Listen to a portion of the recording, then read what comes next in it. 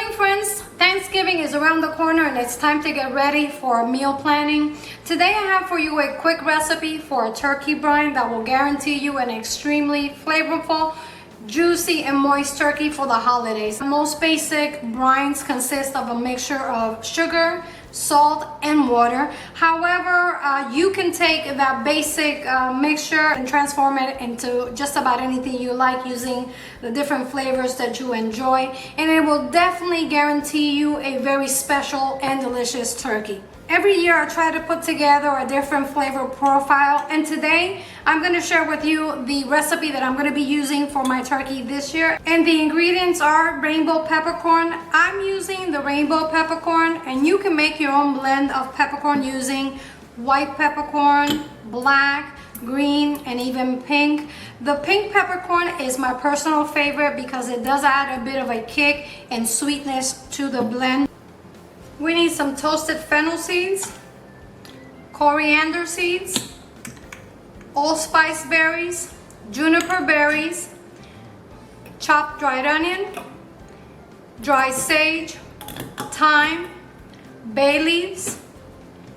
We're also gonna need some dry and fresh cranberries, and I'm using the dried cran raisins, fresh garlic cloves sliced, orange zest. You can use fresh or dry. I always like to dry my orange zest and keep it vacuum sealed just like that, and it stays fresh for a very long time. To the brine, I'm also going to be adding some rosemary. You can use fresh or dry. I always keep both on hand. Either or will work just fine for this recipe. And as a secret ingredient, I'm going to be using some Spanish instant coffee, and you can find it like that, and you can use any kind of instant coffee you like. I use the coffee grounds or the instant coffee ground for the flavor and also for the color that it adds to the brine.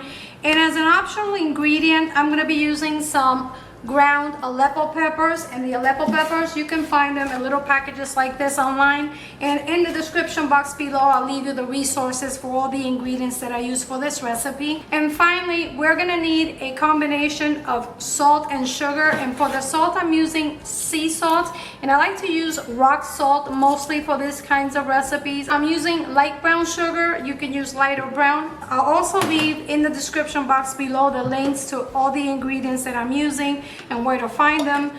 You can definitely create your own blend for this particular brine. Like I said, the basic brine is usually a combination of water, sugar, and salt, but you can get as creative as you want. You can also find the brine if you're not gonna have time to prepare your own brine mixture at home, especially on those specialty supermarkets. You can find brine mixes already made and ready to go for you if you don't have the time to make your own. I always like to make my own blend because I can add all the flavors that I want to infuse into my turkey. The process for this brine is very quick and easy to make. Let's go ahead and get started.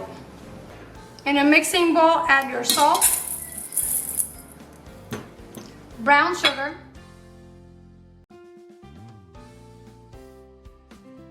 mix it to break down the sugar.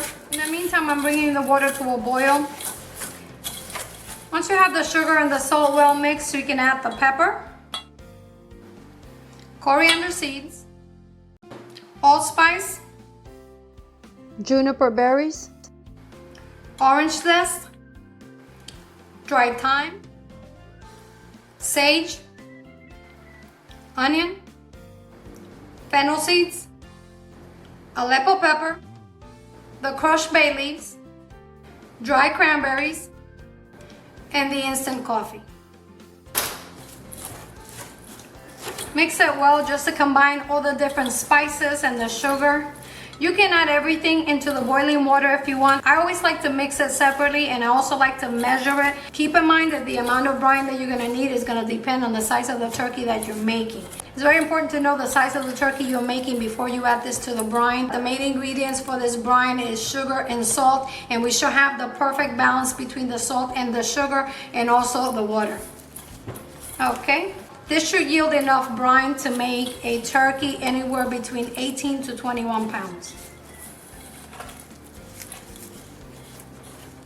In the pot, I have 8 cups of water that I'm bringing to a boil. While we wait for the water to come to a boil, I wanted to remind you that the amount of brine that you're gonna need is gonna depend on the size of the turkey that you're making. Keep that in mind. I always start with 8 cups. The main reason why I like to use brines to cook my turkey is because the brine helps to inject flavor from the inside out to the meat that you're making. In this case, we're making a turkey, which typically tends to be a little dry. Using a brine is gonna guarantee you that your turkey is gonna be flavorful, juicy, and tender. Very important to remember is that once we make the brine, you have to allow it to come to room temperature, because if you add the hot brine to the turkey, it's gonna begin cooking the turkey and it's gonna defeat the purpose of the brine. To bring the brine to room temperature, you can leave it on your stove until it comes to room temperature, or you can add ice cubes, which is what I'm going to do to help speed up the process. And also, when you add the ice, it's gonna give you a little bit more liquid. We are going to need enough brine to cover the turkey in its entirety.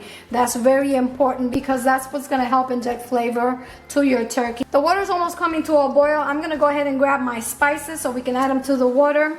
And we ended up with 2 cups of the mixture for the brine, which is the equivalent to a 1/4 cup per cup of water, which is about the amount that we need for this brine.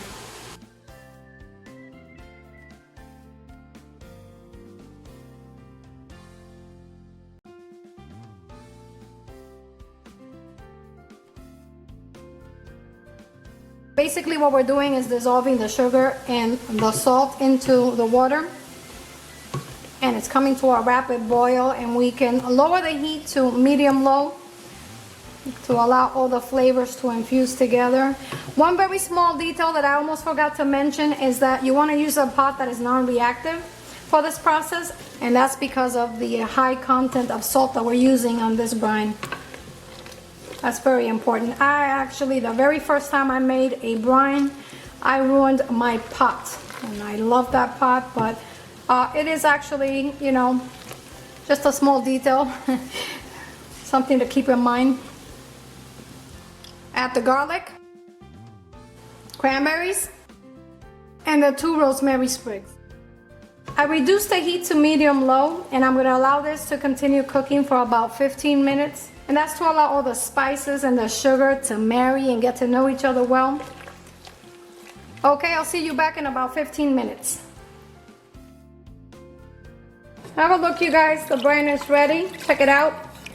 Looks amazing. Smells delicious. Turn it off, and I'm gonna go ahead and add the ice cubes. I'm gonna start by adding 6 cups of ice cubes, and then if I need more, we can always add it later. Remember, the object of the brine is that we make enough brine to cover the turkey in its entirety. So I'm gonna start with 6 cups of ice.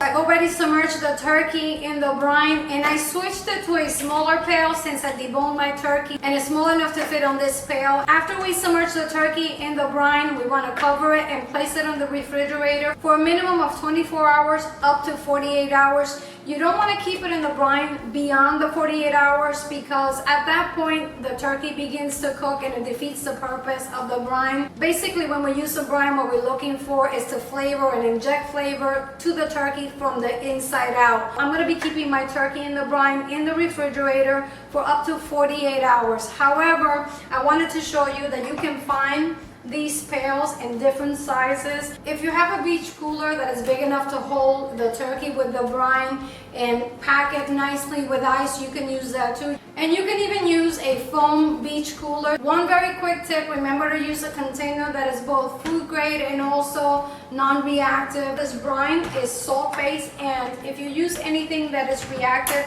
it might oxidize, and that is really not going to be good for your turkey. Since I deboned my turkey, this pail is a perfect size to hold the turkey and the brine, and I'm going to be keeping it in the refrigerator. However, if I was making the traditional turkey without deboning it, I would probably use the bigger one and put it into a beach cooler. Okay, my friends, this concludes the step-by-step on how to make a brine for our turkey. I hope you come back for the rest of my holiday dinner planning and ideas. And if you like this recipe, give me a thumbs up. Subscribe if you haven't subscribed already.